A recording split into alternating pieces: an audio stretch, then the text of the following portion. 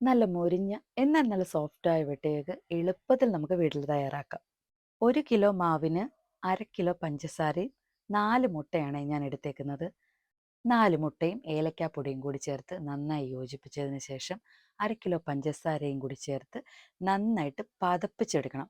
കടയിലൊക്കെ ഇരിക്കുന്ന കാണുമ്പോൾ തന്നെ നമ്മൾ വിചാരിക്കില്ലേ വലിയ പ്രയാസമാണെന്ന്.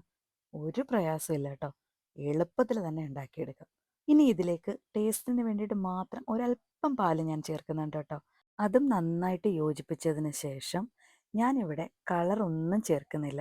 കുട്ടികൾക്ക് കൊടുക്കാനുള്ളതായതുകൊണ്ട് അങ്ങനെയുള്ള കാര്യങ്ങളൊന്നും ഞാൻ വാങ്ങിച്ച് വെക്കാറുമില്ല.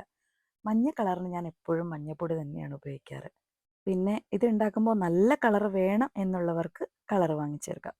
ഇനി ഇതിലേക്ക് ഏറ്റവും ആവശ്യമായി വേണ്ട സോഡാപ്പൊടിയാണ് ചേർക്കുന്നത്. ഒരു 1/2 ടീസ്പൂൺ സോഡാപ്പൊടിയാണ് ഞാൻ ചേർത്തത്. അതുകൂടി നന്നായി ഇളക്കിയതിന് ശേഷം നമുക്ക് ആദ്യമേ 1/4 ഭാഗത്തോളം മാവിട്ട് കൊടുത്ത് നന്നായിട്ട് ഒന്ന് കുഴച്ചെടുക്കണം. മാവിൽ വെള്ളത്തിൻ്റെ അളവ് കുറവാണെന്ന് തോന്നിയാൽ ഒരല്പം പാല് കൂടി ചേർക്കാം കേട്ടോ. ഞാൻ ഉച്ചയ്ക്ക് 1 മണിയൊക്കെ ആകുമ്പോഴാണ് കേട്ടോ ഇങ്ങനെ കുഴച്ച് വെക്കാറ്. അപ്പോൾ വൈകുന്നേരം 3:30ഒക്കെ ആകുമ്പോഴേക്ക് എനിക്ക് ഉണ്ടാക്കാനും പറ്റും. മാവ് ദാ ഈ ഒരു പരുവമാകുമ്പോൾ നമുക്ക് മാറ്റി വെക്കാം.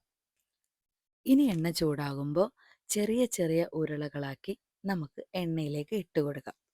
ഇത് നമ്മളിട്ട ഉരുളകളെക്കാട്ടി ഇരട്ടി വലിപ്പത്തിലും കൂടി ആവും കേട്ടോ. ഇത് എണ്ണയിൽ കിടന്ന് മൊരിഞ്ഞ് ആ വെട്ടൊക്കെ താനേ ഉണ്ടായിക്കോളും. നമ്മളായിട്ട് ഇനി വെട്ടൊന്നും ഇട്ട് കൊടുക്കണ്ട.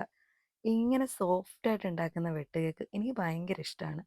അതുപോലെ തന്നെ ചെറിയ തീയിൽ വേണം കേട്ടോ ഇതിട്ട് കൊടുക്കാൻ, അല്ലെങ്കിൽ കരിഞ്ഞു പോവും. വളരെ ചെറിയ തീയിലിട്ട് നന്നായി മൂപ്പിച്ചെടുത്ത് വെട്ടുകേക്ക് റെഡി ആയിട്ടുണ്ട്. സ്കൂൾ വിടുന്ന സമയമായപ്പോൾ തന്നെ ഇതുണ്ടാക്കിയത് കൊണ്ടാവാം ആദ്യത്തെ 4 എണ്ണം ഉണ്ടാക്കിയതിനും അവകാശികളായി. അപ്പോൾ എല്ലാവരും ഇതൊന്ന് ഉണ്ടാക്കി നോക്കുക കേട്ടോ.